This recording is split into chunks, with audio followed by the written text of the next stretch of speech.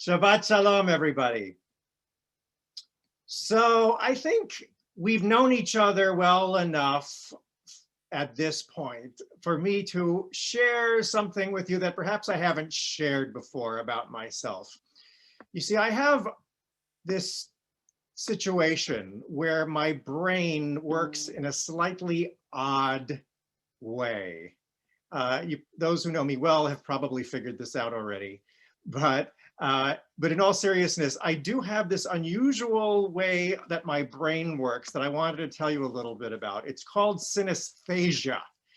And synesthesia is defined in the dictionary as the production of a sense impression relating to one sense or part of the body by stimulation of another sense or part of the body. In other words, in layman's terms, I have my wires crossed in my brain. And what that means is I not only see, just like everybody sees things with my eyes, but I also see what I hear. And so by that I mean, you're all starting to look at me strangely. By that I mean, I process sound visually in addition to the regular visual sensory input. Right? So when I hear sound, I also see sound as having color and shape and texture in three-dimensional space.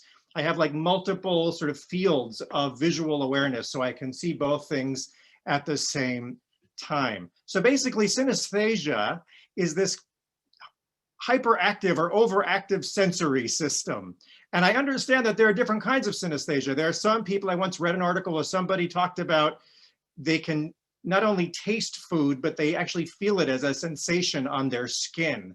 I don't have that one. Mine is apparently the most common form of synesthesia, which is the linking of the auditory and the visual sense. Another feature of at least visual synesthetes is we tend to process all abstractions as color. So for example, I see every letter of the alphabet as a color. Every number has a color. Every month of the year has a color. Every day of the week has a color, and so on and so on. So that the letter A is always orange. The number 2 is always red. And the month of February is always sky blue. And if you ask me 10 years from now what color those things are, I'm going to tell you it's exactly the same color. I never decided it was that color. It just is that color. So the funniest thing that happens is when you get two synesthesics in the same room at the same time. I remember when my oldest was in preschool, this is 20 years ago, I was schmoozing with another dad, and he was an interesting guy, a composer actually. And somehow he mentioned that he had synesthesia. It was like, oh my God, I have synesthesia too. So then we got into this very interesting argument, the conversation, which turned into an argument. I said, so what color is the letter A? And he said, it's green. I said, no, you're wrong. The letter A is orange. And I said, what color is the number 2? And he said, it's blue. I said, no, my dear sir, there's something very wrong with you, because everybody knows the number 2 is red. And we started arguing back and forth, and we were each convinced that we were each insane because we had the wrong color. And before you think that we're both insane, imagine with me for a moment that if I were to tell you, if you water your lawn properly, it will always be a nice shade of orange. You will tell me no, a well-watered lawn is a shade of green. And I'd say, no, it's orange. And you would think I was insane. That is the experience of having synesthesia. What's interesting about synesthesia is even though we're all individuals who have it, and we might all have our own colors, the thing that we both took for granted is that there is no difference between the visual and the auditory and the abstraction. They are all one and the same thing. That's the nature of synesthesia. Why am I talking about this morning? I'm talking about it because there is a very famous moment of synesthesia in Parshat Yitro. Immediately after we read the 10 Commandments, it says, V'chol ha'am ro'im et ha'kolot, that all the people literally saw the thunderings. So, all of the rabbis seem to have a lot of confusion about what that could mean. You have Rashi who says they saw which should be heard, something which is impossible to see on any other occasion. And of course, somebody like me would read that and say, Rashi, what are you talking about? Of course it's possible to see thunder on any occasion. I mean, whenever I hear thunder, it is usually shades of like dark gray and brown with some fiery edges around it. That's what thunder looks like. Doesn't everybody have that? Apparently not. As a matter of fact, I didn't know I had synesthesia until I was in college. I remember I minored in art history, and I was doing a paper on the artist Kandinsky. And this article was saying that Kandinsky had this bizarre condition called synesthesia, and he was painting music that he heard, and that was his art. And I thought that was strange to say that that's a strange condition. And I remember going around to my friends in college saying, you see what you hear, right? And I got a lot of very worried looks from all of my friends when I asked that question. Anyway, so many of the rabbis really had no idea what this mysterious line of them seeing the sound could be about.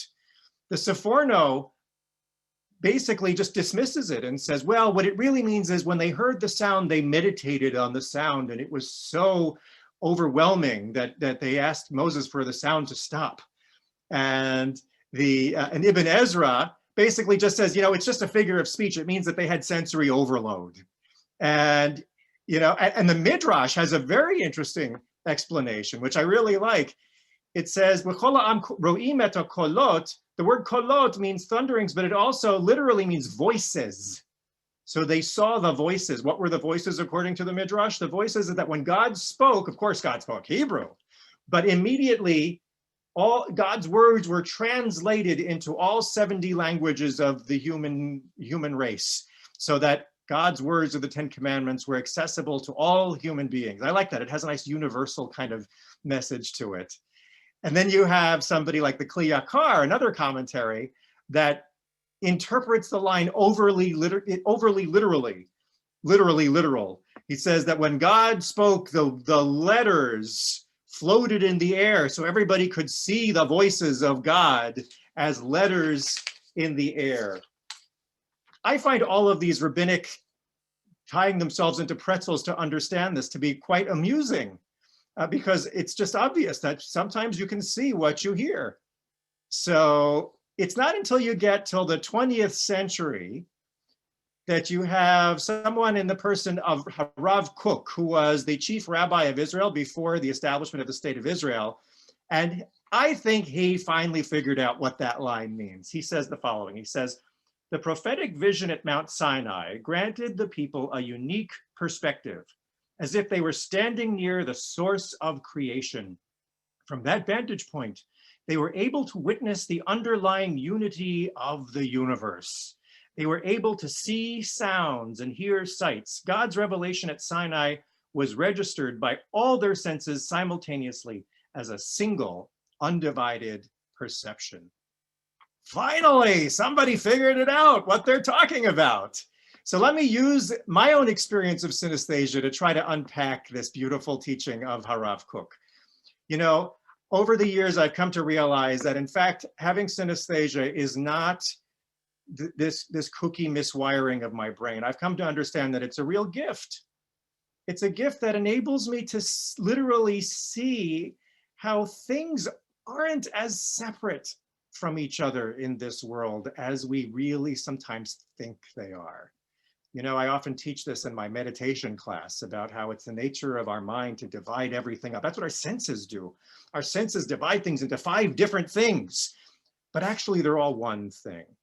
And that's what happened at Mount Sinai. That's what I believe that line indicates.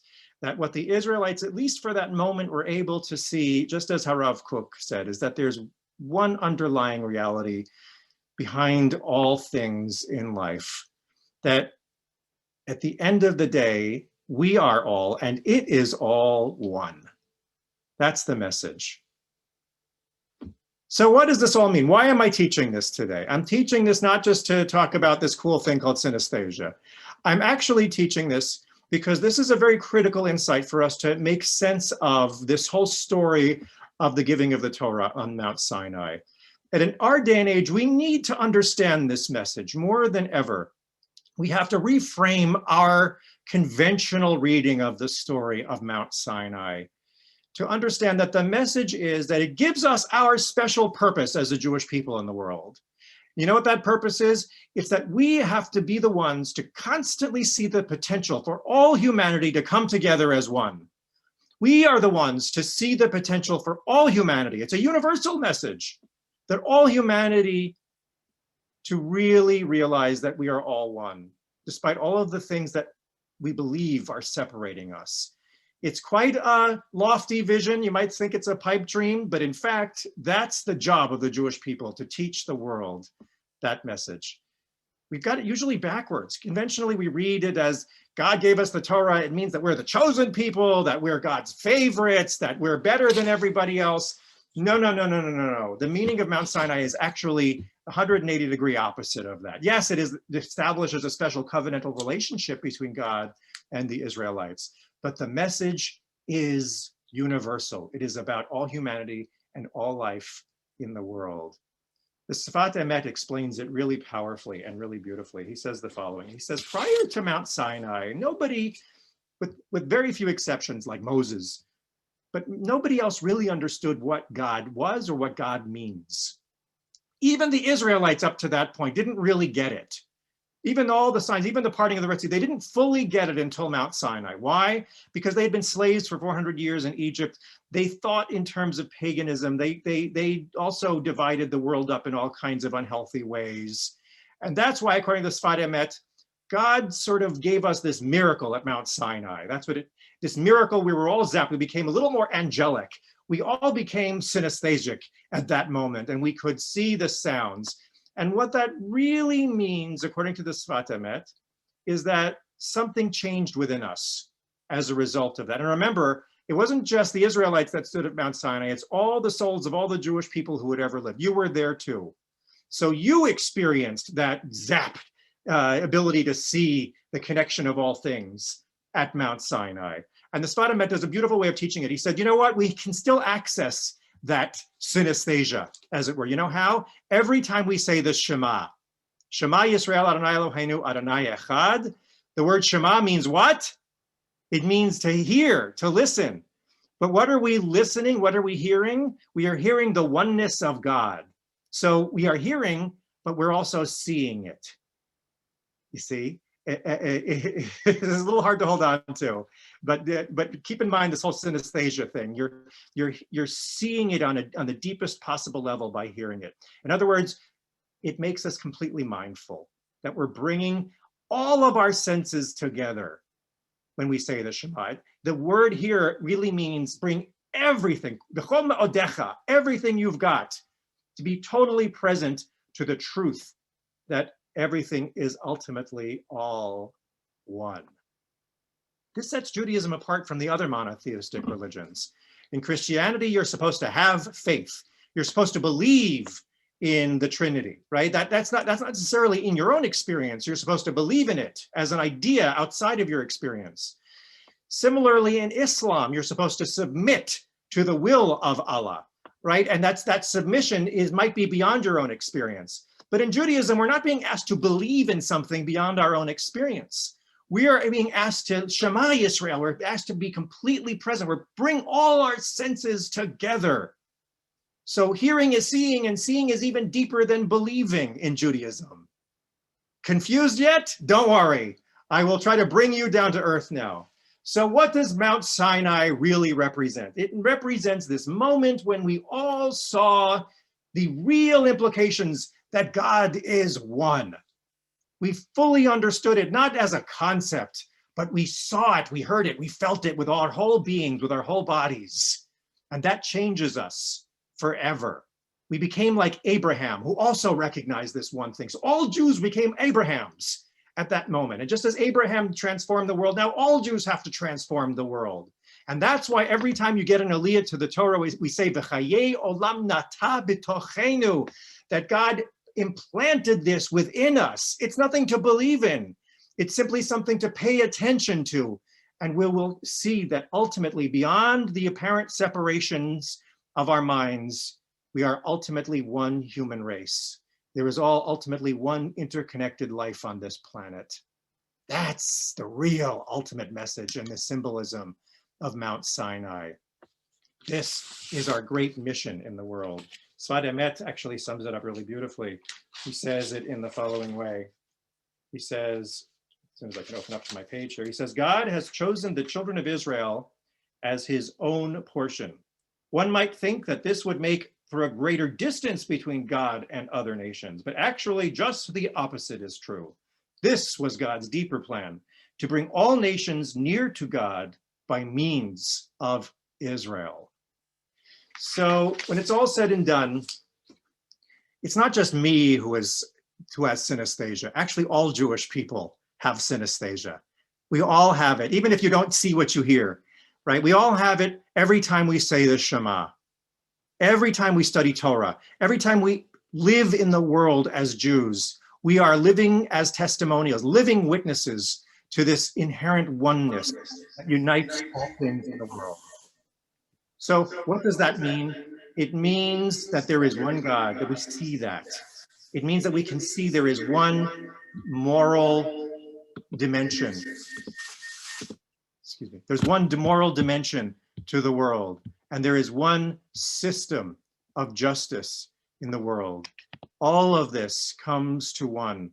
And so therefore, from Mount Sinai, each of us has a calling. We have a calling to rise to this.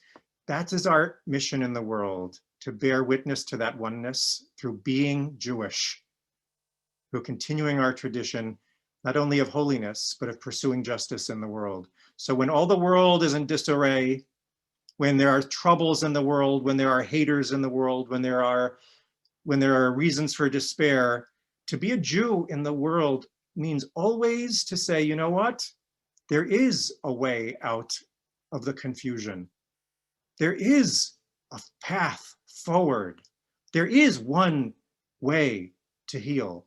And it comes from this recognition that we all stand for in our lives. So may we continue to say the Shema and wake up with all of our senses at once. May we continue to wake up to our destiny to be a people of justice and holiness and healing in the world. And in that way, may we be a blessing for all the world. And we all say amen.